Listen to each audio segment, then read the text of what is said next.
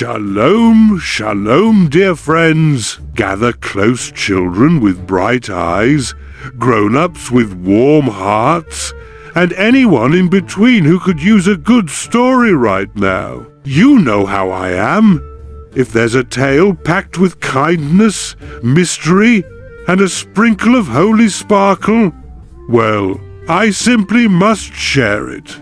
Tonight, I want to tell you a midrash, one of my absolute favorites. It's a story whispered through centuries, told around campfires, in study halls, and in quiet moments when the heart knows something beautiful is coming. It's the story of how Jerusalem came to be not because of a war or a king or a battle over land, but because of love. And not just any love, brotherly love, selfless love. The kind of love that makes God himself say, "Here, right here, this is where my home will stand." Yes, yes, I see your eyebrows rising. Let me begin properly. It is I, Rabbi Eli, professional question asker, wandering storyteller, collector of ancient secrets, and part-time eater of excellent pastries. And today's secret, Jerusalem, the Golden City, the city of David, the heart of the world.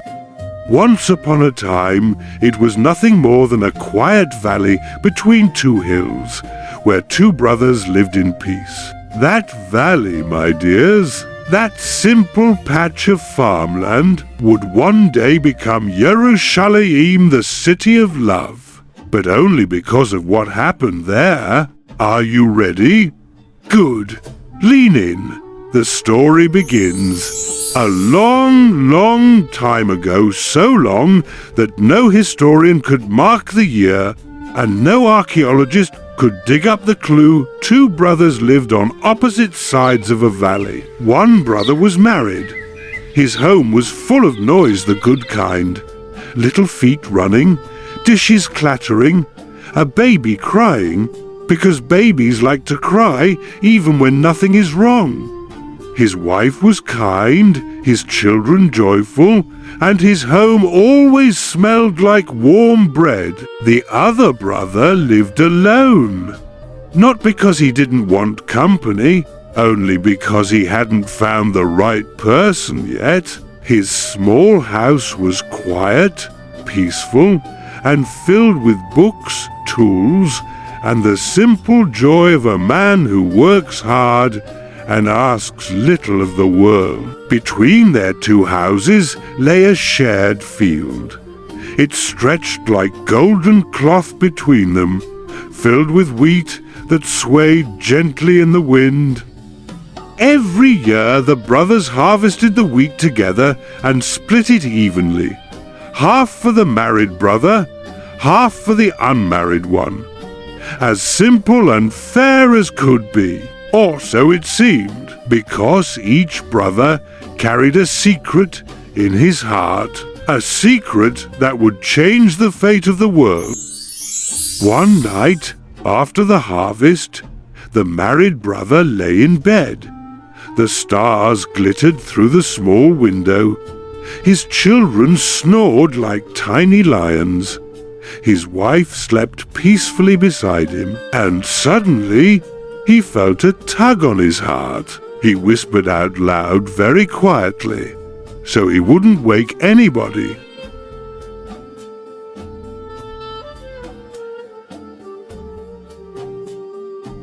My brother, he has nobody to help him. No wife to lean on, no children to comfort him when he is old. He works so hard all alone. Why did I take equal shares? That isn't fair. He smiled sadly, climbed out of bed, and tiptoed across the creaking floor. In the barn, he took one large sack of wheat, heavy, stuffed with grain. He carried it puffing and panting across the field, up the opposite hill, and into his brother's storage shed. Then he tiptoed home again, feeling light, happy, and warm. He will never know, but at least he will have enough. Meanwhile, that very same night, oh yes, at the very same moment, the unmarried brother sat by his small window, a candle flickering beside him. He too felt a soft tug inside his heart. He whispered, "My brother, he has a wife and so many children. Their mouths need food, their bodies need strength. How can I keep half the harvest? He has so many to feed, and I have only myself." He got up from his bed and went in his barn. He stood, lifted a heavy sack of wheat, and carried it quietly across the field.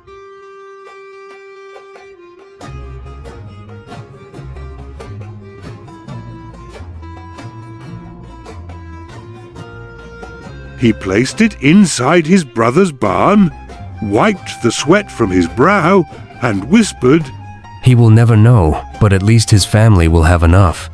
Then he walked home under the moonlight, peaceful and full of love. Morning came. Each brother went to check his wheat supply, and each of them gasped. Strange. I thought I gave away a sack, but the number is the same. They scratched their heads, counted again, recounted, shook their sacks a little, as if wheat might be hiding in the corners. But the result was the same. The wheat had not decreased. Each assumed he had miscounted the night before. Humans make mistakes, after all. Even rabbis, even accountants, even people who say, "Don't worry, I know exactly where I left my keys," and then find them in the freezer next to the frozen strawberries. That night, each brother whispered again. And again they carried a heavy sack of wheat across the valley, one going east, one going west, each unaware of the other. In the morning, the piles were still equal, and so it continued, night after night, sec after sec, secret kindness after secret kindness. The wheat pile never shrank for either brother, not because of magic, but because love multiplies and it makes miracles. And then, one night, a night the angels still talk about, everything changed. It was harvest season, and the moon hung low over the valley, glowing like a giant silver coin. The wind whispered through the dry stalks of wheat. Both brothers woke up at exactly the same moment, as if a gentle, heavenly hand nudged them. Each one whispered. Each one lifted a sack. Each one stepped silently outside. Each one began walking across the valley, toward the other. Now listen carefully. This is the part where children usually gasp and adults usually smile with soft eyes. Because right in the middle of the valley, at the lowest point where two paths met, the brothers collided. Literally collided. Boom! Wheat spilled everywhere. Grains rolled like tiny golden pearls across the ground. The brothers stumbled, blinked in the moonlight, and then lifted their heads and saw each other, each holding a bag meant for the other, each out of breath from carrying love across the field, each shocked, and then they laughed. Oh, children, you should have heard that laughter. It danced through the valley like music. It rose into the sky like a prayer. It warmed the earth beneath their feet. And then the brothers dropped their sacks, ran toward each other, and embraced a long, fierce, joyful embrace filled with brotherly love.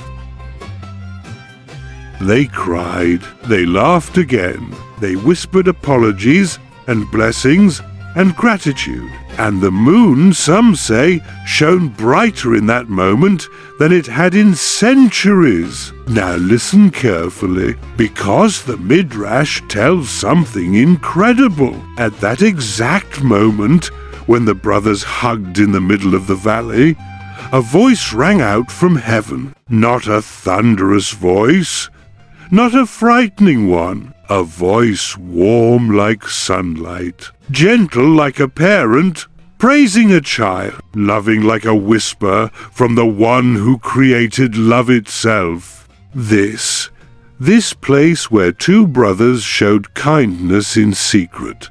This is where I shall build my house. This is where my light shall shine. This is the place of my peace. This is the place of my presence. This shall be called Jerusalem, the city of perfect brotherhood, the city of love. The brothers lifted their heads, their faces glowing in the moonlight. They did not understand how such a place, so simple and quiet, could one day become the center of the world. But God understood, for wherever genuine love flows, holiness blooms, and wherever holiness blooms, Jerusalem is born. Years passed, generations came and went, kings rose and fell, and the valley where two brothers embraced, that humble place, filled with spilled wheat and tears of love, became the site of the Holy Temple. People from every direction came to pray there, to find peace, to touch the spark of unity that still lingered in the air. They did not know the full story, but they felt something there, a warmth, a glow, a deep sense of belonging. You know that feeling you get when you walk into your grandmother's house, and somehow everything smells like childhood memories. Or when someone hugs you, and suddenly the world feels safer. Jerusalem feels like that, because it was built on love, literally. Now, dear friends, before you go, you know I always have to ask you something. If God chose Jerusalem because two brothers cared so deeply for each other, what could happen in the world if we loved like that today? Think about it. What if you shared something quietly with someone who needs it? What if you gave kindness without expecting anything back? What if you made room in your heart for someone else's pain, someone else's joy, someone else's struggle? Maybe, just maybe, you would build a tiny Jerusalem wherever you are. Every home of kindness becomes a small Jerusalem. Every friendship built on care becomes a small Jerusalem. Every act of love builds a stone in God's eternal city. And so, dear children and adults, when someone asks, why is Jerusalem called the city of love? You can smile and say, because long before kings and prophets, there were two brothers who loved each other so much that God chose their valley to be his home forever. And who knows, maybe one day, when you show kindness in secret, somewhere out there, the angels will whisper, look, another Jerusalem is being built. Lehitraut, my dear friends. May your homes be filled with love as bright as the holy city itself. Before you run off, can I tell you a little secret? When you like this video, share it or subscribe. It helps this Midrash travel farther than a camel in the desert. Every click is like saying, "Yes, please more Torah stories." And believe me, that makes this rabbi do a happy dance. A very dignified one, of course. So if you laughed, learned, or just enjoyed being here, give a little clicky click. It helps more children, parents, and teachers find these stories too. Thank you for being part of our Midrash family.